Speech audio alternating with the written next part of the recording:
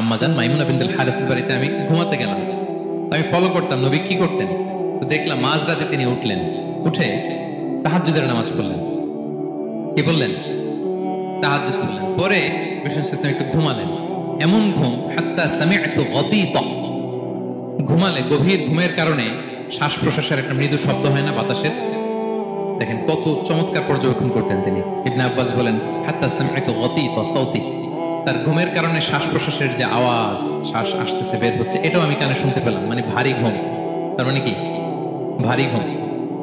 তারপর দেখলাম বেলাল ফজরের আজান দিল। বিষ্ণু ইসলাম ওই ঘুম থেকে উঠে আবার নতুন করে ওযু না করে যে ফজরের নামাজ পড়েছেন। কেন? কারণ উনি আমাদের মতো ঘুমালে ওযু ভাঙতো না। Uniqueness, unique feature of prophet Muhammad সাল্লাল্লাহু আলাইহি ওয়াসাল্লাম, উনি ঘুমালে ওযু ভাঙতো না। বিষ্ণু ইসলামের আরেকটা ইউনিক ফিচার হচ্ছে তিনি যখন নামাজে দাঁড়াতেন, তিনি সামনে যেমনি দেখতে পেতেন পিছনেও তেমনি দেখতে পেতেন। সুবহানাল্লাহ। আপনি দেখেন পিছনে? হ্যাঁ, আচ্ছা, গাড়িতে বসলে অবশ্য যে ক্যামেরা লাগায় দেখা যায় এখন, না? রাসূল সাল্লাল্লাহু আলাইহি ওয়াসাল্লাম সামনে কেবলায় যেরকম দেখতেন পেছনেও দেখতেন। তো তিনি সাহাবাদেরকে প্রায় বলতেন, এই কাতার সোজা করো, কারণ ইন্নী লা আরাকুম ওয়ারাআ যাহরি, আমি সামনে যেমনি দেখি পেছনেও কিন্তু দেখি। তিনি পিছনেও দেখতেন। আরেক বর্ণনা এসেছে ইন্নী ইমামুকুম, খবরদার আমি তোমাদের ইমাম, ফালা তাসবিকুনি বিররুকুই ওয়ালা বিসসুজুদ, আমার আগে কেউ রুকু সিজদা করো না। ইমামের আগে রুকু করলে নামাজ হবে? ইমাম সিজদায় যায়নি, আপনি আগে চলে গেছেন, তা আপনি ইমাম হয়ে গেছেন, হবে? নামাজ হবে? রাসূল সাল্লাল্লাহু আলাইহি ওয়াসাল্লাম বলেন খবরদার আমার আগে রুকু সিজদা করো না, খবরদার করো না, আমি কিন্তু দেখি। ফা ইন্নী আরাকুম মিন আমামি ওয়া মিন খালফি, সামনে যেমনি দেখি পেছনেও দেখি। সুবহানাল্লাহ। এটা ওনার একটা ইউনিকনেস, আল্লাহ তাআলা স্পেশালি বিষ্ণু ইসলামকে এটা দিয়েছেন। এবার বিষ্ণু ইসলামের আরেকটা ফিচার বলি। বিষ্ণু ইসলামের পিঠ মুবারকে দুই কাঁধের মাঝখানে মাহরুন নবুয়া, দ্য সিল অফ প্রফেসি ছিল, নবুয়তের সিল লাগানো ছিল। আল্লাহ, এটাকে বলে মাহরুন নবুয়া, দ্য সিল অফ প্রফেসি। তিনি যে নবী, এটার সিল ছিল। তাওরাত এবং ইনজিলে এই কথাটা এসছে যে শেষ নবীকে চেনার একটা মাধ্যম হচ্ছে ওনার পিঠে দুই কাঁধের মাঝখানে দ্য সিল অফ প্রফেসি পাওয়া যাবে, নবুয়তের চিহ্ন। আল্লাহু আকবার। এটা অনেক সাহাবারা দেখেছেন এই চিহ্নটা। এটার সাইজ কতটুকু? কান্নাহু বাইদাতু হামাম, কবুতরের ডিমের যে সাইজ ওই সাইজ। কবুতরের ডিম যেরকম ছোট হয় ওই সাইজের। আচ্ছা, অন্য হাদিসে এসেছে কাজিররিল হাজালা, এরকম ছোট্ট ডিমের সাইজ। অনেক সাহাবারা এটা দেখেছেন। সালমান আল ফারিসি রাদিয়াল্লাহু তাআলা আনহু, উনি মুসলিমই হয়েছেন এই দৃশ্য দেখে। সালমান আল ফারিসি রাদিয়াল্লাহু আনহু উনি আরব মানুষ ছিলেন না, নন আরব ছিলেন, পার্সিয়ান, ফার্সিতে কথা বলতেন, মানে ইরান থেকে এসেছিলেন। ইরান। উনি প্রথমে অগ্নি উপাসক ছিলেন। কি ছিলেন? অর্থাৎ ওই যে জরাথুস্ত যারা আগুন দেখলে এরা পূজা করে, আগুনের পূজা যারা করে, জরস্ট্রানিয়ান, এই ধর্মে বিশ্বাসী ছিলেন। আগুনের পূজা করতেন ইরানে। তিনিও আগুনের পূজা করে, তার বাবাও আগুনের পূজা করে। তো একদিন বাবা একটা কাজে পাঠিয়েছে, ওই কাজ করতে যেয়ে সে খ্রিস্টানদের গির্জা ক্রস করতেছিল। ছোট মানুষ গির্জা ক্রস করতে যেয়ে দেখে খ্রিস্টানরা কেমন যেন আলাদা ইবাদত করে, নামাজ পড়ে। এটা দেখে খুব ভালো লাগছে, খুব ভালো লাগছে। বাড়িতে এসে বাবারে বলে, বাবা আমি দেখলাম যে খ্রিস্টানরা তাদের চার্চে গির্জায় নামাজ পড়ে, এটা তো অনেক সুন্দর, আমরা যে আগুনের সামনে যা করি এটার চেয়ে ওইটা সুন্দর। বাবা বলে, খাইছে, ছেলে তো আমার শেষ হয়ে যাবে। তো বলছে, না না বাবা, আমরা যে আগুনের উপাসনা করি এটাই ভালো। উনি বলে, না, আমি অনেক চিন্তা করেছি, ওরা যেভাবে গডের কাছে চায় ওইটা শ্রেষ্ঠ। বাবার সাথে ছেলের, সালমানের অনেক তর্ক বিতর্ক। পরে বাবা ভাবলেন যদি ওকে না আটকাই তাহলে প্রভাবিত হয়ে সে খ্রিস্টান হয়ে যেতে পারে। তো ঝগড়া তর্ক বিতর্ক শেষে তার পিতা তাকে শেকলবন্দি করলো। কি করলো? পায়ে শেকল লাগায় রাখছে। কিন্তু ছেলে তো মনে মনে খ্রিস্ট ধর্মের প্রতি আকৃষ্ট হয়ে গেছে। তো ওই খ্রিস্টানরা তার সাথে লুকিয়ে যোগাযোগ করত। সালমান ওই খ্রিস্টানদেরকে বলল যে তোমাদের খ্রিস্টান ধর্মের উৎপত্তি কোথায়? বলে সিরিয়াতে। বলতেছে এখান থেকে কোনো কাফেলা সিরিয়া যাবে না? বলতেছে হ্যাঁ, মিশনারি ওয়ার্কে একটা কাফেলা আসতে যাবে। বলতেছে যেদিন যাবে আমাকে বলো। তো যেদিন যাবে তাকে এসে বলা হয়েছে তার বাবা নাই, সে শেকল ভেঙে শেকল সহ ওই কাফেলার সাথে যে জড়িত হয়েছে। দেখেন বিশ্বাস আদর্শ মানুষকে কিভাবে উজ্জীবিত করে। উনি চলে গেলেন সিরিয়াতে। সিরিয়াতে যে এক পাদ্রীর হাতে বায়াত হলেন, কিন্তু এই পাদ্রীটা ছিল গন্ড। সে খ্রিস্টানদের দান সৎকা নিয়ে গরিবদের না দিয়ে নিজেই খেয়ে ফেলতো। বেচারা বললো বিপদে যে হায় রে, এত সুন্দর ধর্মরে কারাপ্টেড করতেছে সে। পরে এই পাদ্রী যখন মারা গেল, সালমান সে আরেক পাদ্রীর কাছে গেল। ওই পাদ্রী আবার অনেক ভালো, খুবই ইবাদত করে। তো ওই পাদ্রী কিছুদিন থাকার পরে ওই পাদ্রীও মারা গেল। ওই মারা যাওয়ার আগে সে জিজ্ঞেস করতেছিল যে পাদ্রী, এই বর্তমান পৃথিবীতে সবচেয়ে ভালো খ্রিস্টান পাদ্রী কে? বলতেছে আর কেউ নাই। যদি ভালো খ্রিস্টান পাদ্রী তোমাকে পেতে হয়, জানতে হয়, তোমাকে ইরাকের মুসেল শহরে যেতে হবে। এবার মুসেলে যে সে আরেক খ্রিস্টান পাদ্রীর কাছে থাকলো। কিছুদিন পরে ওই পাদ্রীও মারা গেল। মৃত্যুর আগে তাকে জিজ্ঞেস করছিল যে পাদ্রী, আপনি বলেন তো আপনার পরে শ্রেষ্ঠ পাদ্রী কে আছে পৃথিবীতে? সে বলতেছে আমার পরে শ্রেষ্ঠ কোনো পাদ্রী আর পৃথিবীতে নাই। খ্রিস্টান ধর্ম শেষ হয়ে গিয়েছে, নাই। তবে জেনে রেখো, শেষ জামানার নবী আসার সময় ঘনিয়ে এসছে। তিনি যে এলাকায় আসবে, এলাকাটা চারদিকে পাহাড় বেষ্টিত থাকবে। চারদিকে থাকবে পাহাড়, খেজুরের বাগান, মরুদ্যান। তাকে চেনার আলামত আছে। কি আছে? আলামত আছে। এক নম্বর আলামত হচ্ছে, ওই শেষ নবীকে দানের খাবার দিলে তিনি খায় না, কিন্তু উপহার দিলে সে নেয়, খায়। আর তার পিঠে দুই কাঁধের মাঝখানে একটা নবুয়তির মোহর আছে। যদি পারো তার কাছে যে বায়াত হও। সালমান আল ফারসি পাগল হয়ে গেছে ওনার সন্ধান পাওয়ার জন্য। কিভাবে যাবে? তো উনি কিছু ছাগল পালতেন। একটা কাফেলা তিনি পেলেন, যে কাফেলা আরব কাফেলা, বনু কালবের কাফেলা, আরব দেশে যাচ্ছে। তাদের সাথে তিনি চুক্তি করলেন যে আমার যত ছাগল আছে এই ছাগলগুলো তোমাদের দিয়ে দিব, তোমরা কি ওই এলাকায় আমাকে পৌঁছে দিবা? তারা বললেন হ্যাঁ, পৌঁছে দিব। সব ছাগল দিয়ে দিলেন, রওনা হইলেন ওই এলাকায়। মাঝপথে তারা তার সাথে জুলুম করলো, অন্যায় আচরণ করলো। তাকে দাস হিসেবে বিক্রি করে দিল ইহুদিদের কাছে। ওয়াদি আল কোরআন নামে একটা জায়গা আছে, ওখানকার এক ইহুদির কাছে বিক্রি করে দিল। সে ইহুদির কাছে দাস হিসেবে থাকতে আরম্ভ করল। অনেকদিন পরে মদিনার পূর্ব নাম কি দেখি কে বলতে পারে? হ্যাঁ, মাশাআল্লাহ। তো মদিনার পূর্ব নাম হচ্ছে ইয়াসরিব। তো ইয়াসরিবের এক ইহুদি, বনু কুরাইজার ইহুদি, সে আসছে ওয়াদি আল কোরাতে তার কাজিনের কাছে। এসে দেখে নতুন এক দাস পাইছে, বলছে আমি কিনবো, তুমি কিনতে চাও? তার কাছে বিক্রি করে দিল। তখন ইয়াসরিবের ওই ইহুদি বনু কুরাইজার সালমান আল ফারিসিকে নিয়ে ইয়াসরিবে চলে গেল। সুবহানাল্লাহ। মদিনার আগের নাম কি? বিষ্ণু ইসলাম মক্কা থেকে হিজরত করে কিছুদিন পরে কই যাবেন? সত্যের অনুসন্ধানে যদি আপনি হন, সত্য আপনি পাবেনই, সত্যের কাছে আপনি পৌঁছাবেন, এতে কোনো সন্দেহ নেই। দেখেন, বিষ্ণু ইসলাম ওই এলাকায় আসবেন, আসার আগে আল্লাহ তাআলা সালমানকে নিয়ে ওখানে পৌঁছায় দিয়েছে। তিনি ওখানে থাকলেন, দীর্ঘদিন থাকলেন, খেজুর বাগানে তিনি কাজ করেন আর অপেক্ষা করেন যে কবে বিষ্ণু ইসলাম আসবেন। একদিন তিনি খেজুর গাছের উপরে কাজ করতেছেন, হঠাৎ ইহুদিরা বলা বলি করতেছে আজকে ওই মক্কা থেকে কোন এক লোক নাকি আসছে কোবাপল্লীতে, সবাই বলে সে নাকি নবী, সবাই বলে সে নাকি। এই কথা শুনে উনি খুশিতে ওই খেজুর গাছ থেকে ধপাস করে নিচে পড়ছে। নিচে পড়ে মালিককে বলতেছে কে আসছে, কে আসছে।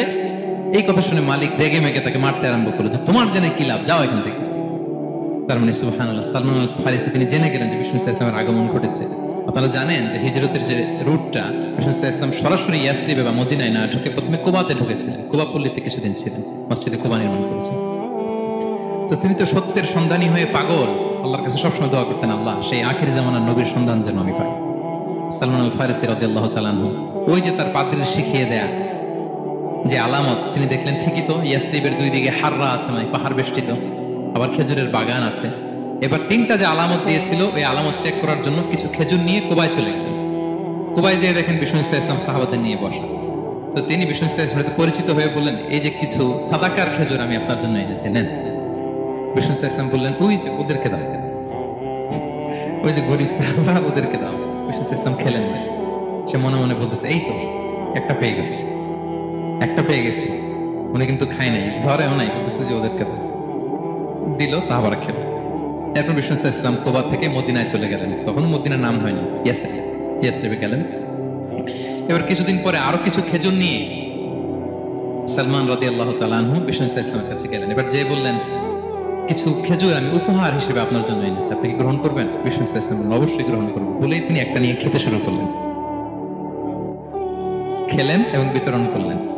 এবার তো সালমান মহা খুশি, এই তো পেয়ে গেছি দুইটা সাদাকার খেজুর, বলেছি ধরেও নাই, খায় নাই। যখনই বললাম উপহার খেয়েছে। এবার বাকি রইল কয়টা? সেটা কি? নবুয়তের সিলমোহর, দ্য সিল অফ প্রফেসি। এটা তো দেখা এত সহজ না। যদি এদিকে থাকে, জামা পরে থাকলে দেখা যাবে? তো এটার জন্য প্রায় যায়, কিন্তু ব্যাটে বলে হয় না, ট্রাই করে কিন্তু দেখা যায় না। একদিন তিনি গেলেন, এবং এটার জন্য তো পিছে পিছে থাকতে হবে, কি বলেন?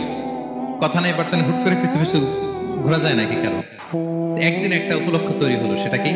বিষ্ণু ইসলাম, এক সাহাবী মারা গেলেন বাকিউল গারকাদে, মানে যেটাকে আমরা জান্নাতুল বাকি বলি, কবরস্থানে ওই লাশ নিয়ে যাচ্ছে, সবার সাথে সাথে বিষ্ণু ইসলামও যাচ্ছে। তো এখন তো একটা সুযোগ, পিছনে পিছনে যাওয়া যায়, কি বলেন? এইবার সালমান এসে পিছু ছাড়ে না, নবীজির পিছনে পিছনে যায়, কিন্তু স্বাভাবিক যাওয়া না। একটা আছে সিম্পলি হাঁটা, এরকম না, একবার এদিকে যায়, একবার ওদিকে যায়, একবার এদিকে যায়। আর কোন সাহাবারা মনে মনে ভাবে ঘটনা কি, এরকম করে কেন লোকটা? কিন্তু বিষ্ণু ইসলাম তো জানেন কেন এরকম করতেছে, ঠিক কিনা বলেন? বিষ্ণু ইসলাম সেদিন দুইটা চাদর পরেছিলেন, একটা নিচে আর একটা উপরে। নিচে লুঙ্গি আর একটা চাদরটা দিয়ে গা ঢেকেছিলেন। বিষ্ণু ইসলাম ইচ্ছে করে পিঠের চাদরটা একটু নিচের দিকে নামালেন, যাতে করে সে যেটা খুঁজতেছে ওটা দেখে ফেলে। বিষ্ণু ইসলাম চাদরটাকে একটু করে নিচে নামালেন, নামানোর সাথে সাথে তিনি দেখলেন দ্য সিল অফ প্রফেসি, মাহরুন নবুয়া। দেখার সাথে সাথে সালমান আল ফারিসি চিৎকার দিয়ে বিষ্ণু নবীকে জড়িয়ে ধরলেন এবং ওই জায়গাটাতে দুই ঠোঁট দিয়ে চুমু খেলেন, কাঁদতে শুরু করলেন। বিষ্ণু ইসলাম বললেন, কেন কাঁদো তুমি? এতক্ষণ আমি আপনাদেরকে যা শোনালাম, সালমান পুরো ঘটনাটা বিষ্ণু ইসলামের কাছে বর্ণনা করলেন। বললেন, ইয়া রাসূলুল্লাহ, এই জন্য কাঁদি। আমি ছিলাম অগ্নি উপাসক, সত্যের সন্ধানে আমি খ্রিস্ট ধর্ম গ্রহণ করেছি। 3 খ্রিস্টান পাদ্রী শেষ করে সর্বশেষ যে ভালো পাদ্রীটা, উনি বলছে যে উনি মরার পরে আর কেউ ভালো পাদ্রী নাই, আখির জামার পয়গম্বর আগমনের সময় এসেছে। পাহাড়ি এলাকা, চারদিকে খেজুর বাগান, এরকম জায়গায় উনি আসবে। আর 3টা সাইন বলেছে, উনি সাদাকা খায় না, উপহার নেয়, খায়, আর তার পিছনে থাকবে মাহরুন নবুয়া, নবুয়তি সিল। সুবহানাল্লাহ। বিষ্ণু ইসলাম খুশি হলেন, তাকে শাহাদা পড়ালেন এবং বললেন যে, তোমার এই দাসত্ব থেকে মুক্তির জন্য কি লাগবে? সে বলে যে, আমার চুক্তি হয়েছে 300 খেজুর গাছ লাগবে। কয়শো? বিষ্ণু ইসলাম বললেন, কে আছো তোমাদের ভাইকে সাহায্য করবা? কেউ 20টা, কেউ 30টা, কেউ 40টা। সব সাহাবারা ডোনেট করে 300 খেজুর দিয়ে দিলেন, খেজুরের গাছ হয়ে গেল। আর 40 গ্রাম স্বর্ণ, এটাও দিতে হবে। তো কোন এক যুদ্ধে বিষ্ণু ইসলাম একটা ছোট্ট স্বর্ণের টুকরে পেয়েছিলেন, বললেন, যাও এটা দিয়ে ওজন দাও, ওজন দিলে দেখবা হয়ে গেছে। ওইটা নিয়ে ওজন দেয়া হলো, দেখা গেল মুহূর্তে একেবারে সমানে সমানে 40 গ্রাম হয়ে গেছে। সালমান আল ফারিসি রাদিয়াল্লাহু তাআলা, তারপর থেকে মৃত্যুর আগ পর্যন্ত বিষ্ণু ইসলামের সাথে ছিলেন, সবগুলো যুদ্ধে অংশগ্রহণ করেছেন।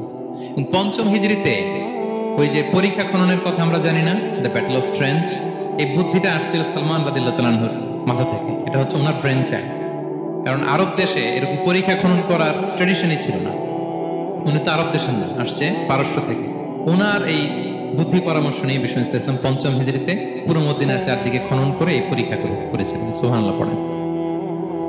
তাহলে প্রিয় সুধী, মাহরুন নবুয়া বিষ্ণু ইসলামের একটা ইউনিকনেস, অন্য কোন নবীর ছিল না। বিষ্ণু ইসলামের ছিল কাযিরিল হাজালা, কবুতরের ডিমের মতো পিঠের মতো। বিষ্ণু ইসলাম ইন্তেকালের আগে ওনাকে অপশন দেয়া হয়েছে, নবী আপনি চাইলে থেকে যেতে পারেন আজীবন, আর চাইলে আমার কাছে চলে আসতে পারেন। You have option. Bishnu Islam তার রবের সাথে সাক্ষাৎকে চুজ করেছেন এবং ইন্তেকালের আগে তিনি পড়েছিলেন, আল্লাহুম্মা গফিরলি ওয়ারহামনি ওয়ালহিকনি বির রফিকিল আ'লা। আল্লাহ আপনি আমাকে ক্ষমা করুন, আল্লাহ আপনি আমার প্রতি রহম করুন, আল্লাহ আমি আপনার সান্নিধ্যে যেতে চাই, পৃথিবীতে থাকতে চাই না। সুবহানাল্লাহ। অপশন দেয়া হয়েছে। আপনার অপশন দেয়া হবে? হ্যাঁ, চাইলে আজীবন থাকেন। আমরা অপশন পেলে তো বলতাম, আল্লাহ যা হয়েছে এখানেই থাকতে চাই, কি বলেন? বিষ্ণু ইসলাম বলেছেন, ইলা রফিকিল আ'লা, হে আল্লাহ আমি আপনার সান্নিধ্যে যেতে চাই। বিষ্ণু ইসলাম ইন্তেকাল করলেন এবং উম্মার জন্য এটা সবচেয়ে বড় ফিতনা এবং পরীক্ষা ছিল। এর চেয়ে বড় কষ্টদায়ক বিষয় ছিল না উম্মার জন্য বিষ্ণু ইসলামের ইন্তেকাল। তিনি যখন ইন্তেকাল করলেন, সাহাবারা পাগলের মতো হয়ে গেল। ওমরে ফারুক উনি বিশ্বাসই করেন না, মানে আমার নবী মরতে পারে এটা উনি ভাবতেই পারেন না। উনি নাঙ্গা তলোয়ার বের করে বলতে আরম্ভ করলেন, যে বলবে মুহাম্মদ মারা গিয়েছেন তার গর্দান উড়িয়ে ফেলবে। পরিস্থিতি অত্যন্ত ভয়ঙ্কর। আবু বকর রাদিয়াল্লাহু তাআলা আনহু তিনি আয়াত তেলাওয়াত করলেন, ওমা মুহাম্মাদুন ইল্লা রাসূল ক্বাদ খালাত মিন ক্বাবলিহির রুসুল। মুহাম্মদ রাসূল ছাড়া কিছু নন, তার আগে অনেক রাসূল এভাবে চলে গেছে। তিনি যদি মারা যায় বা শহীদ হয়, তোমরা কি আবার আগের কুফরিতে ফিরে যাবে? এই আয়াত যখন তেলাওয়াত করলেন, ওমর ফারুক হাঁটু গেড়ে বসলেন।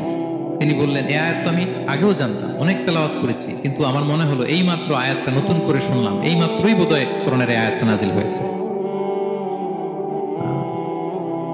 সাকিফায়ে বনু সাঈদার মধ্যে সবাই বসে আবু বকর রাদিয়াল্লাহু তাআলা আনহুকে খলিফা হিসেবে নির্বাচিত করা হলো। বিষ্ণু ইসলামের ইন্তেকাল শেষ, গোসল দেয়া শেষ।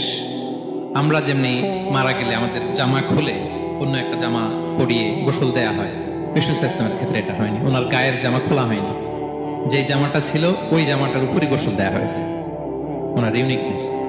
এবং বিষ্ণু ইসলামের জানাজার নামাজে কেউ ইমামতি করেনি। কে হবেন ইমাম? উনি তো ইমাম, গোটা বিশ্বের ইমাম, ঠিক কিনা বলেন? কে হবে ওনার জানাজার ইমাম? কেউ না। সাহাবারা ডিসাইড করলেন কেউ ইমামতি করবে না, 5-7 জন করে দরজা দিয়ে, এই দরজা দিয়ে ঢুকে নিজেরা জানাজার নামাজ পড়ে ওদিক দিয়ে বের হয়ে গেছে। এইভাবে পুরা উম্মাহ, সব সাহাবারা নিজেরা জানাজার নামাজ পড়েছে। এবং নবীদের বৈশিষ্ট্য হচ্ছে নবীরা যেখানে মারা যায় ওখানেই কবর দিতে হয়। জানেন এটা? বিষ্ণু ইসলাম মারা গিয়েছিলেন আম্মাজান আয়েশা রাদিয়াল্লাহু তাআলার ঘরে, ফলে ওখানেই বিষ্ণু ইসলামের কবর হয়েছে, ওখানেই কবর। এবং ওই কবর দেওয়ার পরেই, ওই কবর দেওয়া ঘরের ভিতরে আম্মাজান আয়েশা রাদিয়াল্লাহু তাআলা যতদিন বেঁচে ছিলেন ওখানেই ছিলেন, কবরের পাশে। এরপরে বাবা মারা গেলেন আবু বকর, বিষ্ণু ইসলামের পাশে কবর দেয়া হলো, বাবা আর স্বামীর পাশেই থাকলেন। এরপর ওমরে ফারুক মারা গেলেন, ওনারও কবর দেয়া হলো। কিন্তু এখন তো আর বাবা আর স্বামীর সাথে পর্দা নাই, ওমরে ফারুকের সাথে তো পর্দা আছে। তো তখন তিনি ঘরটা হয়ে গেছে ছোট, 3টা কবরে অনেক জায়গা স্পেস নিয়ে গেছে, এখন অল্প একটু জায়গা, পর্দা টাঙিয়ে দিলেন ওমরে ফারুকের সাথে পর্দা হিসেবে, ছোট্ট একটা জায়গায় যতদিন বেঁচে ছিলেন ওখানটাতেই ছিলেন। ওমরে ফারুক যখন আমিরুল মুমিনিন খলিফা, তখন ছেলে আব্দুল্লাহকে পাঠিয়েছিলেন যে যাও একটা অনুমতি আগে থেকে নিয়ে রাখো আম্মাজান আয়েশার কাছ থেকে, যেহেতু ঘরটা ওনার, ওনাকে বলে রাখো যে আমি মারা গেলে যেন আমার 2 বন্ধু মুহাম্মদ সাল্লাল্লাহু আলাইহি ওয়াসাল্লাম এবং আবু বকরের পাশে যেন কবর দেয়া হয়। আব্দুল্লাহ এসে বলল, আব্বাজান তো এই পয়গাম পাঠিয়েছেন। আয়েশা রাদিয়াল্লাহু তাআলা বললেন, আমার খুব ইচ্ছা ছিল আমি আমার স্বামী এবং বাবার পাশে শোবো, কিন্তু আমিরুল মুমিনিন যখন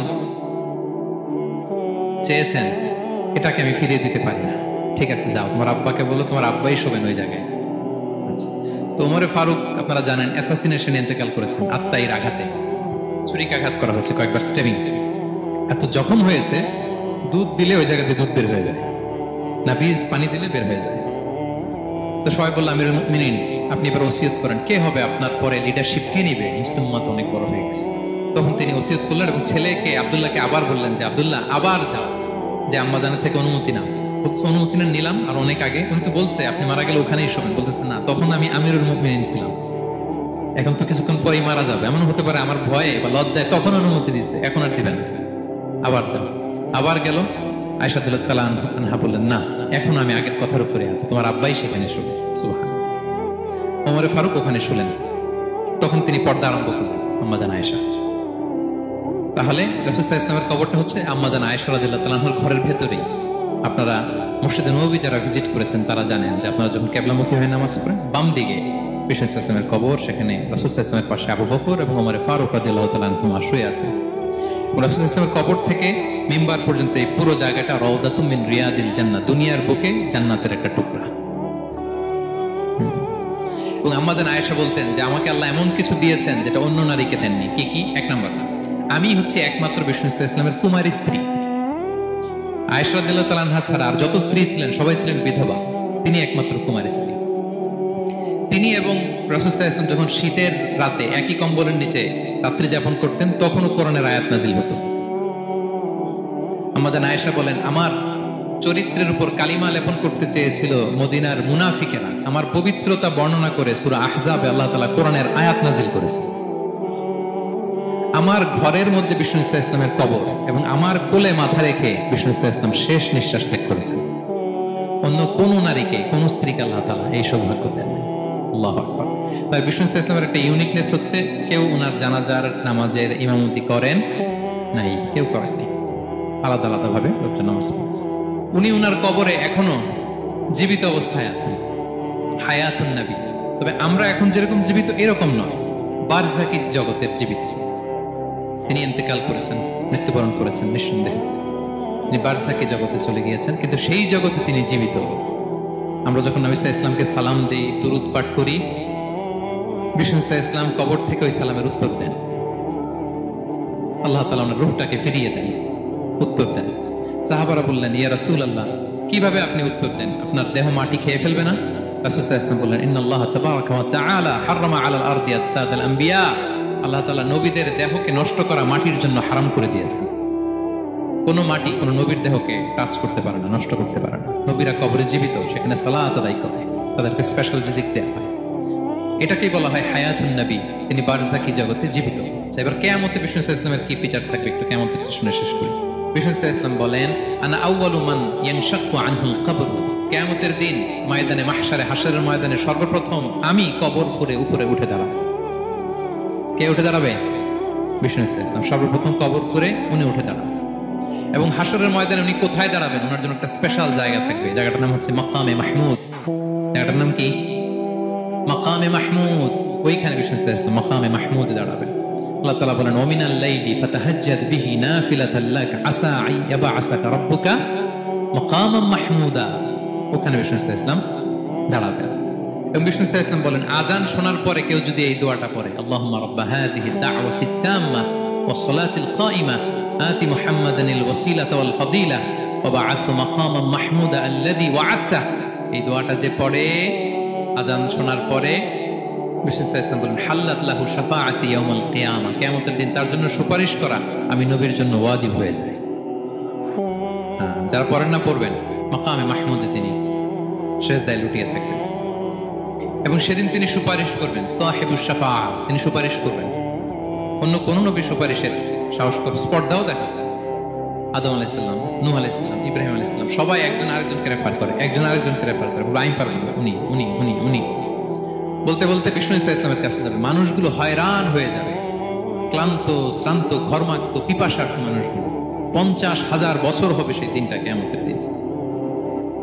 মানুষগুলো পেরেশান, যেই নবীর কাছে যায় বলে পারবো না, উনি উনি শেষ পর্যন্ত এটা যে বিষ্ণু ইসলামের কাছে ঠেকবে। বিষ্ণু ইসলাম কোথায় থাকবেন যেন? জায়গাটার নাম মাকামে মাহমুদে সেজদা অবস্থায় থাকবেন। সেজদা অবস্থা থাকে। সব নবীরা বলবে নাফসি নাফসি, আল্লাহ তুমি আমারে বাঁচাও, আল্লাহ আমারে বাঁচাও, আল্লাহ আমারে বাঁচাও। কিন্তু বিষ্ণু ইসলাম সেই মাকামে মাহমুদের সেজদায় লুটিয়ে কাঁদতে থাকবেন আর বলবেন, উম্মতি উম্মতি উম্মতি, হে আল্লাহ আমার গুনাহগার উম্মতকে বাঁচাও, আল্লাহ আমার গুনাহগার উম্মতকে তুমি বাঁচাও। কাঁদতে থাকবেন বিষ্ণু ইসলাম ওই জায়গায়। তখন আল্লাহ তাআলা বলবেন, ইয়া মুহাম্মদ ইরফা রাসাক, হে মুহাম্মদ মাথা তোলো, কুল তুসমা, আজকে তুমি যা বলবে তাই শোনা হবে, সাল তু'তা, যা চাবে তাই দেয়া হবে, ওয়াশফা তুশাফা, যার জন্য সুপারিশ করা হবে, যার জন্য সুপারিশ তুমি করবে তার জন্যই সুপারিশ কবুল করা হবে। বিষ্ণু ইসলাম তখন সুপারিশ করবেন, শুরু করবেন স্টার্টিং। বিষ্ণু ইসলামের সুপারিশ আমরা চাই কি চাই না বলেন? আল্লাহ তাআলা আমাদেরকে বিষ্ণু ইসলামের সুপারিশ লাভে ধন্য করুক, আমরা পড়ি আমিন। বিষ্ণু ইসলাম স্টার্ট করবেন সুপারিশ করা এবং হাউজে কাউসারের পানি বিতরণ শুরু করবেন। হাউজে কাউসারের নাম শুনেছেন? ইন্না আ'তাইনা কাল কাউসার, হে নবী আমি আপনাকে কাউসার দিয়েছি। কাউসারের একটা ব্যাখ্যা হচ্ছে প্রভূত কল্যাণ, আর একটা ব্যাখ্যা হচ্ছে এই কিয়ামতের দিন হাউজে কাউসার দেওয়া হবে বিষ্ণু ইসলামকে। এটা কত বড়? বিষ্ণু ইসলাম বলেন, হাউদি মাসিরাতু শাহর, 1 মাসের দূরত্ব। এত বড় চৌবাচ্চা হবে হাউজে কাউসারের চৌবাচ্চাটা। বিষ্ণু ইসলাম বলেন, এই মাথা থেকে ওই মাথায় পৌঁছতে 1 মাস লাগবে। কয় মাস? তার মানে সাইজে খুবই ছোট, তাই না? ছোট? আওয়াজ করে বলুন, ছোট না বড়? বিশাল বিশাল বিশাল। হাউজে কাউসারের পানিটা কেমন হবে? মা উহু আবিয়াদু মিনাল লাবান, দুধের চেয়েও সাদা, মধুর চেয়েও মিষ্টি, বরফের চেয়েও ঠান্ডা, আতিয়াবু মিনাল মিসকি, মিসকের চেয়েও সুগন্ধ সম্পন্ন, কিজানুহু কানুজুমিস সামা, আকাশের তারা যত বেশি, হাউজে কাউসারের যে পান পেয়ালা থাকবে আশেপাশে পেয়ালাগুলোর সংখ্যা আকাশের তারার চাইতেও বেশি। বিষ্ণু ইসলাম হাউজে কাউসারের পানি বিতরণ করবেন, সবাই বিশ্বাসী উম্মতেরা সেটা পান করবে। আর একবার যে পান করবে চিরকালের জন্য গলা থেকে তৃষ্ণা মিটে যাবে। সুবহানাল্লাহ। একদল এসে বলবে, ইয়া রাসূলুল্লাহ আমাদেরকে দেন, আমাদেরকে দেন। তখন ফেরেশতারা বলবে, ইয়া রাসূলুল্লাহ এদেরকে দিবেন না, কারণ ফাইন্নাকা লা তাদরি মা আহদাসু বা'দাক, আপনি জানেন না তারা আপনার পরে আপনার দিনকে বিকৃত করেছে। কি করেছে? আপনি যে দিন ইসলাম রেখে গিয়েছেন ওইটা পালন না করে নিজের মন মতো অনেক কিছু ঢুকাইছে, লাফালাফি নাচানাচি, এরকম আছে না নাই? মন মতো বানাই নিছে। হে নবী আপনার পরে মন মতো তারা ইসলাম পালন করেছে, বিকৃত করেছে, আপনি তাদেরকে দিবেন। ইসলাম দিতে যাবেন, যখন এটা শুনবেন বলবেন, সুহকান সুহকান লিমান গায়্যারা বা'দি, দূর হও দূর হও, যারা আমার পরে আমার রেখে যাওয়া দিন ইসলামকে বিকৃত করেছো তাদের জন্য হাউজে কাউসারের পানি না, দূর হও। ফিহি আবারিকুল যাহাবি ওয়াল ফিদ্দা, এই পান পেয়ালাগুলো এগুলো made of silver and gold, সোনা রূপা দিয়ে তৈরি। সুবহানাল্লাহ বলেন। আমরা যেন বিষ্ণু ইসা ইসলামের হাত থেকে নেয়া সে হাউজে কাউসারের পানি খেয়ে সেদিন আমাদের তৃষ্ণা নিবারণ করতে পারি। প্রিয় ভাইয়েরা, সর্বশেষ বিষ্ণু ইসা ইসলামের সর্বশেষ যে ফিচার সেটা হচ্ছে বিষ্ণু ইসা ইসলাম বলেন, আনা আউয়ালু কারিই বাবিল জান্নাহ, I am the first one who knock the door of paradise. আমি হচ্ছি ওই ব্যক্তি যে সর্বপ্রথম আল্লাহর জান্নাতের দরজায় যে নক করবে। বিচার শেষে সর্বপ্রথম জান্নাতের দরজায় নক করবে কে? বিষ্ণু ইসা ইসলাম। তখন জান্নাতের দরজা রক্ষী ফেরেশতার নাম খাজেন। কি নাম? সে বলবে মানিল কারি, who is knocking the door? তখন বিষ্ণু ইসা ইসলাম বলবেন আনা মুহাম্মদ রাসূলুল্লাহ, আমি মুহাম্মদ রাসূলুল্লাহ বলছি। তখন খাজেন বলবে আহলান ওয়া সাহলান, আপনার জন্যই আমি অপেক্ষা করতেছি। আল্লাহ বলে দিয়েছেন আপনার আগে কারো জন্য যেন জান্নাতের দরজা খোলা না হয়। বিষ্ণু ইসা ইসলাম তার বিশাল উম্মতে মুহাম্মাদীকে নিয়ে জান্নাতের ভেতরে প্রবেশ করবেন। আমরাও যেন সেই সৌভাগ্যবান কাফেলার ভেতরে থাকতে পারি। আমরাও যেন বিষ্ণু ইসা ইসলামের সেই বিশাল কাফেলা একসাথে থেকে আমাদের পেয়ারা হাবিবের সাথে আমরা জান্নাতে ঢুকতে পারি। আমরা সবাই পড়ি আমিন। প্রিয় ভাই, বিষ্ণু ইসা ইসলাম সবাইকে নিয়ে জান্নাতে ঢুকবেন। তাহলে এই যে 20টা পয়েন্ট আপনাদের সাথে শেয়ার করেছি, এগুলো হচ্ছে distinctive characteristics of prophet Muhammad সাল্লাল্লাহু আলাইহি ওয়াসাল্লাম। এটা অন্য কাউকে বিষ্ণু ইসা ইসলাম ছাড়া আল্লাহ তাআলা কাউকে আর এগুলো দেননি। তাহলে এগুলো থেকে আমাদের কি শিক্ষা? কয়েকটা লেসন শেয়ার করে আমরা শেষ করব ইনশাআল্লাহ। 1 নাম্বার লেসন হচ্ছে প্রিয় ভাই, বিষ্ণু ইসা ইসলামের এই ইউনিক ফিচার গুলো শুনে আমরা কি বুঝলাম, কি জানলাম? সেটা হচ্ছে, প্রথম লেসন হচ্ছে আমাদের এই যে আপনারা অনেকে দেখলাম যে শুনে অবাক হচ্ছেন এবং অনেকে বলতেছেন যে এই প্রথম শুনলাম এটা। তার মানে অনেক কিছু আমরা জানি, কিন্তু বিষ্ণু ইসা ইসলামের জীবনের ব্যাপারে অনেক কিছু আমরা জানি না। আমরা কেউ শেক্সপিয়ার পড়েছি, কার্ল মার্কস পড়েছি, রবীন্দ্রনাথ পড়েছি ঠিকই, বঙ্কিমচন্দ্র চট্টোপাধ্যায় পড়েছি, শরৎচন্দ্র পড়েছি, হুমায়ুন আহমেদ পড়েছি, হ্যারি পটার পড়েছি, কেউ কত কি যে উপন্যাস গল্প বাকি নাই আমাদের, সব পড়েছি, কিন্তু বিষ্ণু ইসা ইসলামের একটা সিরাত উল্টে দেখা হয়নি। এরকম আছে না? নাই? অনেক পড়েছি কিন্তু বিষ্ণু ইসা ইসলামের সিরাত পড়ি নাই, তার মানে কিছুই পড়ি নাই। প্রথম লেসন হচ্ছে একবার হলেও জীবনে আমাদের বিষ্ণু ইসা ইসলামের সিরাতটা পড়ে দেখা উচিত। আগামী বছরের রবিউল আউয়াল আসার আগে আমরা একটা ভালো সিরাত গ্রন্থ শুরু থেকে শেষ পর্যন্ত পড়ব। তাহলে রাসূল সাল্লাল্লাহু আলাইহি ওয়াসাল্লামের সিরাত যেন আমরা পড়ি প্রিয় ভাই। 1 নাম্বার লেসন, যারা পড়েছেন তারা আবার নতুন করে পড়বেন, নতুন করে রিভাইজ দিবেন। কি বলেন? 2 নাম্বার লেসন হচ্ছে কেন আমরা পড়ব? রাসূল সাল্লাল্লাহু আলাইহি ওয়াসাল্লামের জীবনী পড়ার মধ্য দিয়ে প্রিয় নবীজির প্রতি আমাদের ভালোবাসা বৃদ্ধি পায়।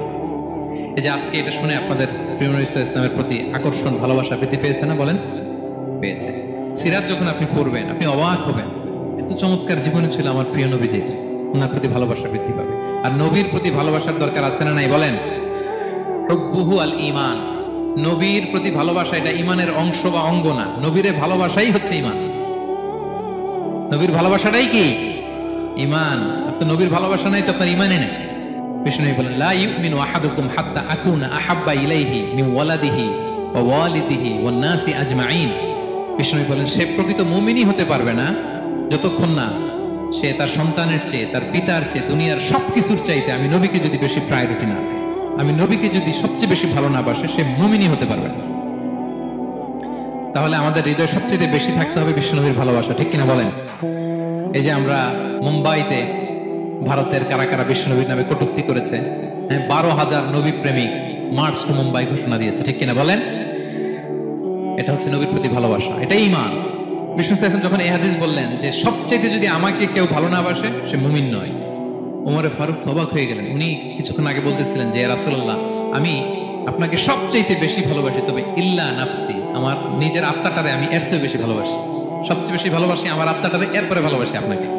রাসূল সাল্লাল্লাহু আলাইহি ওয়াসাল্লাম বললেন লা ইয়া উমর, তোমার ঈমান এখনো পূর্ণ হয়নি। ওমর ফারুক অবাক হলেন, শকড। তিনি বললেন এতে যদি আমার ঈমানই পূর্ণ না হয়, যার কারণে আমি আখিরাত চিনলাম, জান্নাত চিনলাম, আল্লাহর পরিচয় পেলাম, তিনি তো আমার কাছে সবচেয়ে বেশি প্রিয়। মুহূর্তেই তিনি দ্ব্যর্থহীন কণ্ঠে ঘোষণা করলেন যে ইয়া রাসূলুল্লাহ, ঠিক এই মুহূর্ত থেকে দুনিয়ার সবকিছু, এমনকি আমার নিজের জানের চাইতেও, আত্মার চাইতেও আমি আপনাকে বেশি ভালোবাসি।